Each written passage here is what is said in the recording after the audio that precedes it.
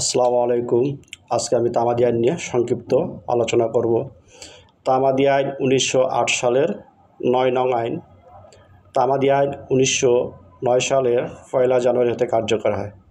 তামাদি আইনে মোট ধারা 32টি, এর মধ্যে 3টি বাতিল, 30, 31 এবং 32 1 থেকে 29 পর্যন্ত কার্যকর আছে।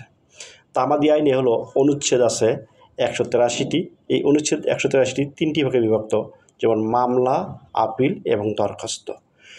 মামলা আছে হলো 1 থেকে 149 অনুচ্ছেদ পর্যন্ত এবং আপিল আছে হলো 150 থেকে 157 অনুচ্ছেদ পর্যন্ত এবং দরখাস্ত হলো 158 থেকে 183 অনুচ্ছেদ পর্যন্ত।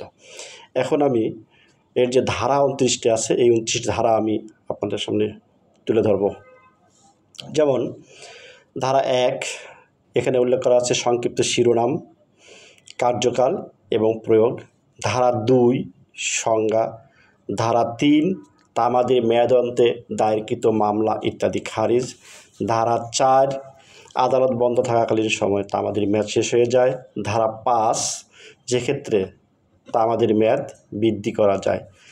ধারা 6 হলো আইনগত অক্ষমতা বা অযোগ্যতা। ধারা 7, কয়েকজন বাদী বা বিবাদীর মধ্যে একজনের আইনগত অক্ষমতা।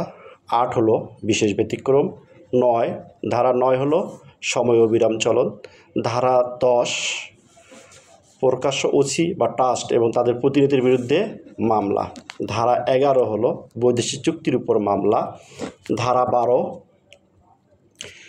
আইনগত কার্যধারায় যে সময় ব্যয় করতে হয় তা গণনাকালীন সময়তে বাদ দিতে হয়। ধারা 13 হলো বাংলাদেশ এবং কতিপয় এলাকা হইতে বিবাদীর অনুপস্থিতিকালীন সময় গণনাকালীন সময়তে বাদ দিতে হয়।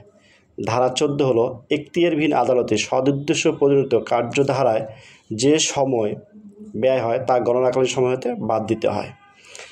ধারা 15, কার্যধারা স্থগিত থাকার সময় গণনাকালীন সময়তে বাদ দিতে হয়। তারপর হলো ধারা 16, ডিক্রি জারি বা বিক্রি রহিত করার কার্যধারার স্থগিত থাকার সময় গণনাকালীন সময়তে বাদ দিতে হয়। ধারা 17 হলো মামলা করার অধিকার লাভের পূর্বেই মৃত্যুর ফলাফল।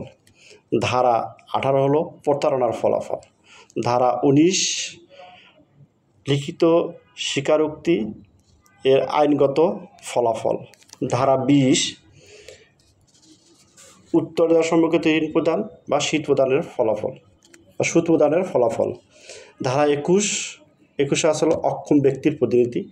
22 আছে হলো নতুন বাদী বা বিবাদীর মধ্যে কাহার স্থলাভিষিক্ত পক্ষপাতিত্ব করার ফলাফল। ধারা 23 হলো অবিরাম চুক্তি ভঙ্গ বা অনিষ্ট করা। ধারা 24 আছে যে ক্ষতির কারণে বা যে কাজের জন্য মামলা করা যায় না সেক্ষেত্রে ক্ষতিপূরণের মামলা। তারপর হলো ধারা 25, দলিলে বর্ণিত সময়সীমা।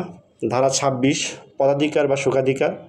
ধারা 27, তারা পার্শ্ববর্তী এলাকার উত্তরাধিকার পক্ষে বা অনুকূলে সময়ের অব্যাহতি বা অর্জন।